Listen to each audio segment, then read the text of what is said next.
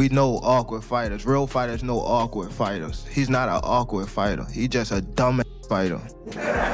Trying to kill me or I'm trying to kill you. You know, I think it's, let's go in here and make this money. You know, it's more of a business tactic than anything. Tank is not the guy that knows how to sell a fight. Tank cannot sell a fight in his own division. You have the Paul brothers and they come over to boxing. Their idea from day one is we don't have the skills or the experience. What we're gonna do is we'll take on the absolute best guys, but they're gonna spot us some pounds. At the press conference, Gervonta Davis raised the tension when he delivered a direct threat to Jake Paul. He made it crystal clear that he plans to end the fight brutally and leave no doubt about the result. Davis declared he is coming to knock Jake out and take the bag, showing absolute confidence in his power, precision, and determination. He's a fighter that's just started fighting. That's, you know how when somebody first come in the gym and like, yeah. When somebody first come in the gym and they've been coming for like a little minute, so they think they nice now. They ain't get all the, everything down pat, but that's how he fight. I don't think he's an awkward fighter. Awkward is somebody, I don't want to call them names, but awkward is different from him. He's not awkward. We know awkward fighters. Real fighters know awkward fighters. He's not an awkward fighter. He's just a dumb fighter. Hearn did not hold back when giving his opinion on the unusual matchup between Davis and Paul. He stressed the enormous difference between genuine boxing and staged entertainment, and this fight, in his eyes, falls firmly in the latter category. Hearn said it is not a real test of skill or credibility, but a spectacle built for attention and money. Laughing at the idea, he called it hilarious and warned that people should never confuse such exhibitions with professional boxing at the elite level. His blunt remarks reflected the growing concern among traditional promoters that entertainment fights are overshadowing the sport's true essence. We're getting Jake Paul and Gervonta Davis. What can you tell me about that? What can you tell me about why Jake and Anthony has maybe been put to the side for now? Yeah, they always told us that it was, we were looking at that fight for February of next year, and they always said that there was a chance that Jake would fight in November. I think, wasn't I the one that broke Jake Paul against Gervonta Davis 6 months ago or something? I knew that they'd agree that deal. I didn't know they were about to announce it then, but I did know that they'd agreed that deal previously. So I don't like it, if I'm honest. I mean, I think we need to really differentiate between boxing and an entertainment concept, and that's what that is. It's a freak show. It's entertainment. It's a lightweight fighting a cruiserweight. With, I don't know, is it bigger gloves and certain minutes per round? I don't know what it is, but, I understand the market and I understand this freak show shock kind of the world mentality of people potentially tuning in. Is that a step too far? Maybe. I mean, I hated Jake Paul against Mike Tyson, but it did massive numbers. I hate Jake Paul against Gervonta Davis. It'll probably do massive numbers. So that's when you really have to differentiate yourself between, just because you don't like it doesn't mean it isn't going to do good business. Now, whether you want to be involved with it is another kettle of fish. I don't want to be involved with it, but I do respect the fact that it's going to do big numbers. Ariel. Helwani offered a contrasting take, pointing out that MMA fans often embrace unconventional spectacles. Yet when something similar appears in boxing, the backlash is far stronger. To him, this is a double standard. Helwani argued that while Davis versus Paul isn't traditional boxing, it has entertainment value that fans will enjoy. He emphasized the fight should not be judged by the same standards as championship bouts, but rather seen as a one-off spectacle. For Helwani, if audiences accept spectacle fights in other combat sports, boxing fans should also be able to enjoy this without excessive criticism. Fight at, generally, I'm sure it'll be a little bit closer, maybe 200 to 150. How much bigger can Tank get?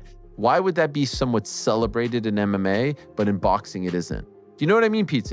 In MMA, we sort of love the freak shows, but in boxing they don't. Why do you think that is? What does that say about us in MMA?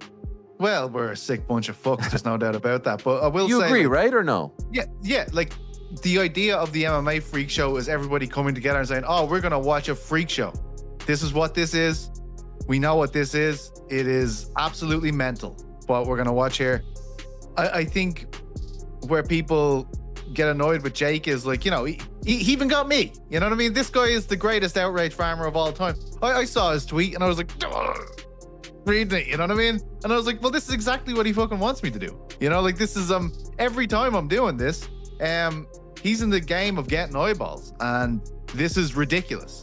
As long as, like, you know, why do I like an MMA freak show? Why would I watch Eddie Hall in an MMA fight against Dylan Dennis? I'll be like, this is fucking ridiculous, and I have to watch it. That's the way I feel about Jake Paul and Davis. I will watch it. It's ridiculous. You know what I mean? It's all of us getting together to go to the circus for the evening. I think the reason why there's pushback against it when Jake does it is because Jake, and obviously tactfully, is going like, what are you talking about? This guy's a world champion. I took out Mike Tyson. He's a world champion. And then I'm going to take out Canelo and stuff like this. Like, he's winding us up. He's not agreeing to the stipulation that we're all agreeing on, which is, this is a freak show. This is absolutely mental. As long as we can agree with that, we can all enjoy it collectively. Chael Sonnen, however, was far more critical, dismissing Jake Paul's ability as a boxer altogether. He argued that the Paul brothers aren't known for real boxing skills, but instead rely on their fame and wealth to secure big-name fights. Sonnen pointed out the pattern of Jake choosing opponents who are legends or proven fighters, despite the imbalance in technical ability. To him, these fights aren't about fairness or competitiveness. They're about money and influence.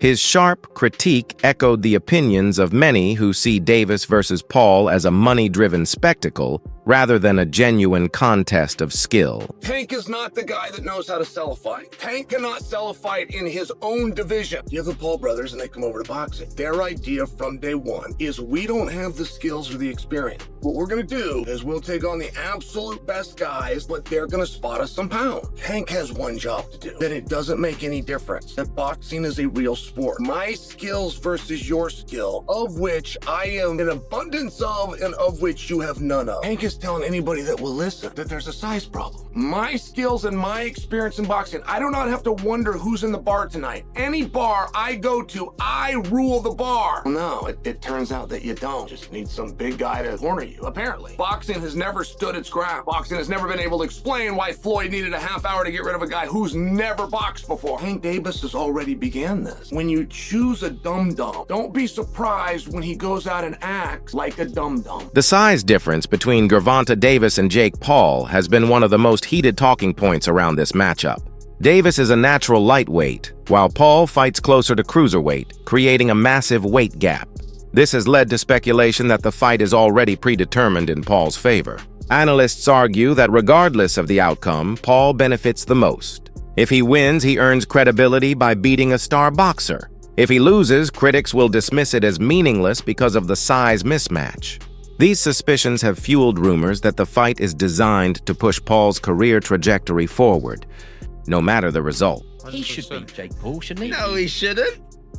You don't think? Sorry. So, I thought we were all unanimous here. Do you think that Jake Paul beats Gervonta Davis? 70 pounds is 70 pounds. Gervonta Davis is very small. 5'5". He's tiny, bro. That's what I'm saying. Jake Paul, he's a little man. If Jake Paul's tucking up, move on, and absorbing punishment for walking forward, then look, there's a weight advantage. Ryan Garcia compared this fight to past controversial boxing spectacles, like when Mike Tyson took part in exhibitions that fans never truly demanded. Garcia admitted the public doesn't want Davis versus Paul either, but said boxing sometimes forces these events forward due to hype and financial incentives. He stressed that Davis is far smaller than Paul, making the fight unfair before it even begins. In Garcia's view, fans may dislike the matchup, but ultimately, they will accept it because money and hype drive the sport. Bro, that's a fucking disgrace of a fight. Yeah. You know it. Just like Mike Tyson, low-key was a disgrace, but we accepted it, but yeah, he was 60 years old. I mean, the casuals don't see the weight difference. They see Jake Paul and Gervonta Davis. Yeah. And if Gervonta Davis doesn't fuck up Jake Paul, they're going to think Jake Paul is some pound-for-pound champion type of fighter. Yeah. Gervonta Davis, he's actually really small. Like, when I fought him, he's small. Yeah. So I just think it's a very unfair fight. Paul added fuel to the fire with one of his trademark publicity stunts. In a viral video, he destroyed a cake shaped like Davis, mocking his opponent in a humiliating gesture. The act generated massive online buzz and served its purpose, keeping Paul at the center of the narrative. Known for his mastery of promotion, Paul reminded fans that he thrives on mind games and spectacle as much as actual fighting. Watching Davis step into the ring against someone so much larger will be surreal. The size gap is almost comical, but Davis still holds clear advantages in skill, speed, and defense. His sharp footwork and counterpunching could neutralize Paul's reach and power, making the fight a classic clash of skill versus size.